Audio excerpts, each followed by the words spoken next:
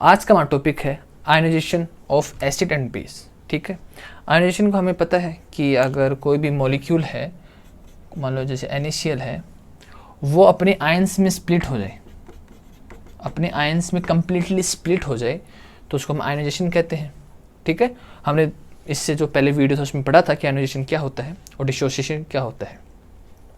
अब आयनाइजेशन को हम एसिड एंड बेस के अंदर देखेंगे। ठीक है ना, आयनाइजेशन को हम एसिड एंड बेस के अंदर इसमें समझेंगे। तो इसमें काफ़ी टाइप की चीज़, इसमें काफ़ी टाइप्स हैं इसके। ठीक है, तो हम धीरे धीरे एक एक करके इसका हर टाइप को पकड़ेंगे, उसको समझने की ट्राई करेंगे और क्या कहता है एसिड और बेस के ऊपर वो समझेंगे। ठीक है, तो सबसे पहले हम जो हमारा टॉपिक आता है, हम वाटर के ऊपर डिस्कस करते हैं। ठीक है, वो पानी हमें पता है H2O, तो ये हमें पता है ये एसिड एंड बेस दोनों की तरह बिहेव करता है ना। ये सिचुएशन में डिपेंड करता है, लेकिन ये दोनों तरह बिहेव करता है। एसिड भी बिहेव करता है, एसिड की तरह भी बिहेव करता है और बेस की तरह भी बिहेव करता है। ठीक है, तो इसके हम इसका कांस्टेंट निकालने की ट्राई करते हैं, इसकी एक वैल्यू निकालने की ट्राई करते हैं। तो अगर हम ध्यान से देखें आयनाइजेशन को, हम अगर पढ़ रहे हैं तो हम मोस्टली इसमें H+ को लेंगे। ठीक है, हाइड्रोजन को लेंगे हम। क्यों?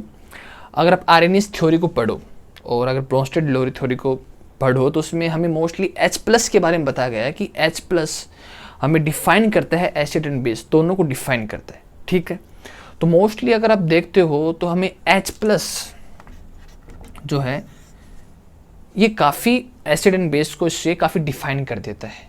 तो मोस्टली हम इसी को लेके चलेंगे H+ को। ठीक है ना, इसमें आयनाइजेशन एसिड और बेस का समझने के लिए मोस्टली हम H+ को लेंगे, क्योंकि साइंटिस्ट ने H+ को काफ़ी इंपॉर्टेंस दी है। ठीक है, अब इसी का रोल हम वाटर में देखेंगे ना। ये हमें पता है कि H2O एसिड और बेस दोनों की तरह बिहेव करता है। तो सबसे पहले हम इसकी कांस्टेंट की वैल्यू निकालने की ट्राई करेंगे ना। इसकी आयनिक जो बनता है H3O+ OH-, तो उसकी हम एक्चुअली इसका जो वैल्यू है वो निकालने की ट्राई करेंगे। ठीक है, तो सबसे पहले हम इसकी जो रिएक्शन है इस टाइप से लिख लेते हैं H2O. ठीक है, हाइड्रोजन इसकी तरफ गया तो H3O+ इस तरफ गया और प्लस OH-। ठीक है, एक इसमें से एसिड है, एक इसमें से बेस है, इधर ये कॉन्जुगेटेड एसिड बन गया। ठीक है, कॉन्जुगेटेड मतलब acid base conjugated acid and base pair, और ये हमारे पास कॉन्जुगेटेड बेस बन गया। ठीक है, ये हमारे पास टोटल मिला के हो गया। अब हमने इक्विलिब्रियम में हमने सीखा था कि इसकी जो कांस्टेंट की वैल्यू कैसे निकालते हैं ना। इसका कॉन्सेंट्रेशन ले लो प्रोडक्ट का, अपोन में इसका कॉन्सेंट्रेशन ले लो। ठीक है, तो हम क्या करते हैं, हम के मान लेते, तो इसमें जो W है वाटर का हम वो ले लेते हैं। हम H3O+ का कॉन्सेंट्रेशन, OH- का कॉन्सेंट्रेशन, इस तरफ H2O है, H2O का कॉन्सेंट्रेशन। ठीक है, तो यहाँ H2 जो हमारे पास है, ठीक है, यहाँ हमारे पास जो H2 है इसका जो कॉन्सेंट्रेशन है, इसकी जो वैल्यू वो कांस्टेंट है। ठीक है, इसकी जो वैल्यू हमारे पास है वो कांस्टेंट है एट ए गिवन टेम्परेचर। हमें कोई टेम्परेचर गिवन है, उस पर हमारे पास इसकी वैल्यू कांस्टेंट है। दैट मीन्स ये तो नेग्लिजिबल हो जाएगा अपने पास। तो हमारे पास क्या बच गया, H3O+ OH-। ठीक है, अब हमने क्या किया, साइंटिस्टों ने क्या किया कि H+ है ना, इसकी जो कॉन्सेंट्रेशन वैल्यू होती है, उसको एक्सपेरिमेंटली काउंट कर लिया। ठीक है, वो हमारे पास है 1 × 10⁻⁷ n मोलर। तो 1 × 10⁻⁷ एट एक टेम्परेचर पे, एक फिक्स टेम्परेचर पे, 298 केल्विन। इस टेम्परेचर पर हाइड्रोजन की हमारे पास जो कॉन्सेंट्रेशन जो वैल्यू है वो हमारे पास ये आई। अब इसके बेस के ऊपर इसके हम एक्चुअली इसका कॉन्सेंट्रेशन निकाल सकते हैं। ठीक है, मतलब इसकी वैल्यू निकाल सकते हैं। ठीक है, तो इसकी वैल्यू निकालने के लिए हम इसकी वैल्यू पुट कर देंगे इसके अंदर। ठीक है, हाइड्रोजन प्लस की जो वैल्यू है वो उसके अंदर पुट कर देंगे। तो हाइड्रोजन प्लस की जैसे इसमें वैल्यू पुट करेंगे तो ये हमारे पास 1 × 10⁻⁷, क्योंकि 2 हाइड्रोजन है, सॉरी 2 वाटर मॉलिक्यूल हैं, दैट्स वाई 2। तो 1 × 10⁻14 m हमारे पास ये एक इसकी वैल्यू आ जाती है। ठीक है, तो ये हमारे पास इसकी एक वैल्यू आ गई। ठीक है, हमने कांस्टेंट की वैल्यू निकाली, हमारे पास जो वाटर की जो कांस्टेंट की वैल्यू हमने निकाली। सिंपल है, इक्विलिब्रियम में हमने पढ़ा था कि इक्वेशन है प्रोडक्ट के जो कॉन्सेंट्रेशन वो लिखो, अपॉन में जो रिएक्टेंट है उसका कॉन्सेंट्रेशन लिखो। H2 हमारे पास कांस्टेंट है, मतलब सॉरी इसकी वैल्यू जो है वो कांस्टेंट है, तो इसी हमें नेग्लिजिबल होगा, और वैल्यू फिर यहाँ पुट करेंगे तो हमारे पास हाइड्रोजन प्लस का कॉन्सेंट्रेशन है। इस पर जैसे ही टेम्परेचर चेंज होगा, अगर टेम्परेचर चेंज हो सारी इक्वेशंस चेंज हो जाएंगी, तो हमने एक फिक्स टेम्परेचर ले रखा है, इसी टेम्परेचर पर हम इसकी बात करेंगे। तो कुल मिला के हमारे पास ये हमारे पास एक वैल्यू है 10⁻⁻14, ठीक है। और जो अगर हम क्या बोलते हैं, तो इसमें हमारे पास एक 14 तक हमारे पास एक वैल्यू आती है, ठीक है, 0 से 14 तक वैल्यू नहीं आती है हमारे पास। और ये हमें डिफाइन करती है कि अगर इन्होंने जब मतलब एसिड एंड बेस को डिफाइन किया इस वैल्यू के बेस पे, मतलब हमने वाटर लिया, वाटर एक ऐसी चीज़ है जो एसिड भी है और बेस भी है। हम हाइड्रोजन प्लस को ले रहे हैं, है ना, हम हाइड्रोजन प्लस को ले रहे हैं, ठीक है। और तो मोस्ट कॉमन जो चीज़, तो सबसे मतलब जो कॉमन चीज़ हमने वो उठाई है, ठीक है, उसके बेस पे हमारे पास एक वैल्यू आती है। और इस वैल्यू के बेस के ऊपर अगर क्या बोलते हैं, हम एसिड एंड बेस के बारे में बता सकते हैं। तो जैसे अगर किसी मॉलिक्यूल की वैल्यू 0 से 7 के बीच में आती है, मतलब इससे कम आती है, तो वो होती है एसिडिक। 7 आती है वो होती है न्यूट्रल, और अगर 7 के ऊपर आती है 14 तक, वो हमारे पास होती है, उसकी जो वैल्यू होती है वो बेसिक होती है। मतलब एसिडिक का मीन्स होता है कि उसमें H+ की वैल्यू ज़्यादा होगी, H+ उसमें उस मॉलिक्यूल में ज़्यादा होगा।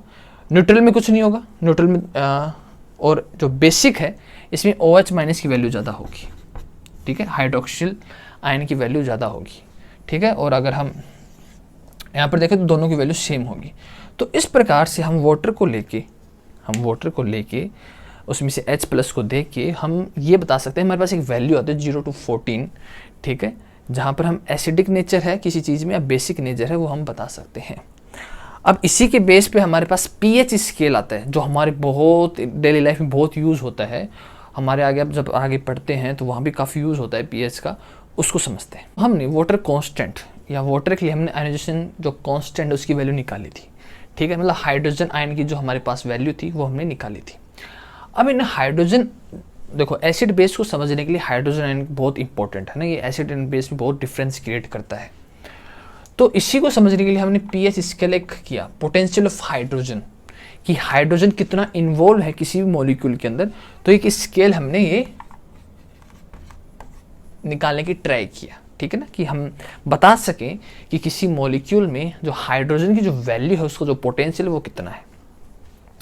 तो इसको निकालने के लिए एक सिंपल सा एक pH स्केल निकालने के लिए, pH की वैल्यू निकालने के लिए हम लॉग का यूज़ करते हैं, ठीक है, लॉगरिथम यूज़ करते हैं, जिसमें हम नेगेटिव का यूज़ करते हैं। हम लॉग लेते हैं हाइड्रोजन आयन का, ठीक है, हाइड्रोजन आयन बहुत कॉमन है क्योंकि हम हाइड्रोजन की ही पोटेंशियल की बात कर रहे हैं। हमारे पास POH भी हो सकता है, हाइड्रोक्सिल आयन की भी हम बात कर सकते हैं, लेकिन मोस्ट कॉमनली हमारे पास क्या यूज होता है कि आर्एनएस में H+ था और ब्रोंस्टेड लोरी थ्योरी में भी H+ था, तो हम इसकी ही बात करेंगे। तो जो pH निकालने का जो तरीका होता है वो होता है कि हम नेगेटिव का यूज़ करेंगे, लॉग का यूज़ करेंगे, ठीक है, लॉगरिथम सिस्टम को हम वैल्यू कैलकुलेट कर सकते हैं, ठीक है। मतलब थोड़ी बहुत आपको लॉगरिथम की नॉलेज होनी चाहिए, क्योंकि कुछ वैल्यूज़ होती हैं जो समझ नहीं सकते कि रट सकते हैं, है ना, ठीक है। आज जैसे हमारे पास जो रिएक्शंस आई थी, हमने देखा था KW हमारे पास क्या आई थी, H3O+ OH-, ये हमारे पास उसमें वैल्यू आई थी, है ना। अगर इसका हम लॉग ले तो minus log KW minus log H3O+ minus log, minus इसलिए ले रहे हैं कि माइनस हमें इसमें लेते हैं, ठीक है।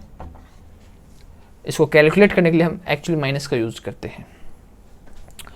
तो अगर हम इसको देखें तो ये हमारे पास क्या है, एसिड, ये हमारे पास क्या है, बेस। तो अगर इसको हम पूरा अलग से लिखें तो हमारे पास कैसे लिख सकते हैं इसको, KW PA ठीक है, एसिडिक एंड बेसिक, ठीक है, और इनकी वैल्यू हमारे पास कितनी आई थी 14, ठीक है। तो इसको हम एक्चुअली जो हमारे पास वो हाइड्रोजन कांस्टेंट के लिए जो वैल्यू निकाली थी, तो हम इस टाइप से इसको लिख सकते हैं। तो इसका मतलब है अगर हमें किसी भी मॉलिक्यूल का अगर हमें एसिडिक नेचर या बेसिक नेचर देखना है तो उसकी वैल्यू 14 तक ही होगी इसके अंदर, ठीक है, क्योंकि हमने एक गिवन टेम्परेचर पर हाइड्रोजन की हमने एक कॉन्सेंट्रेशन निकाली, दैट्स वाई हमारे पास 14 होगा।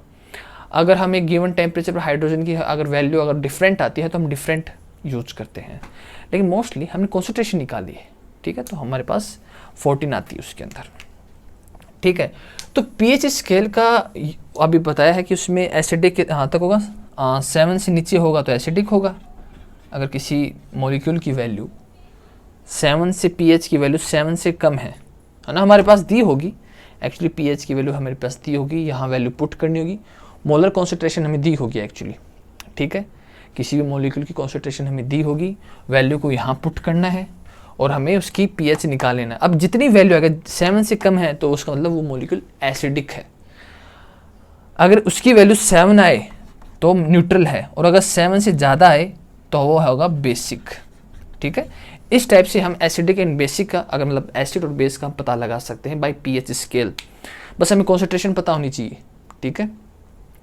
अगर हमें गिवन मॉलिक्यूल की कॉन्सेंट्रेशन पता है, उसको वैल्यू यहाँ पुट करो, पुट करने के बाद हमारे पास एक वैल्यू आएगी, उस वैल्यू अगर कितनी भी है उसके बेस पे हम बता सकते हैं एसिडिक है, बेसिक है या न्यूट्रल है।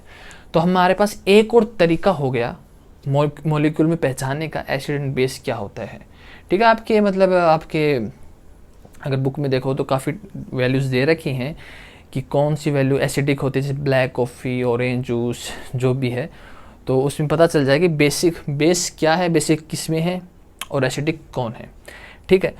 अगर हाइड्रोजन की वैल्यू ज़्यादा हो, हाइड्रोजन आयन की वैल्यू ज़्यादा हो तो एसिडिक है, और अभी बताया जैसे हाइड्रोक्सिल आयन की वैल्यू अगर ज़्यादा है तो वो बेसिक हो जाएगा, ठीक है।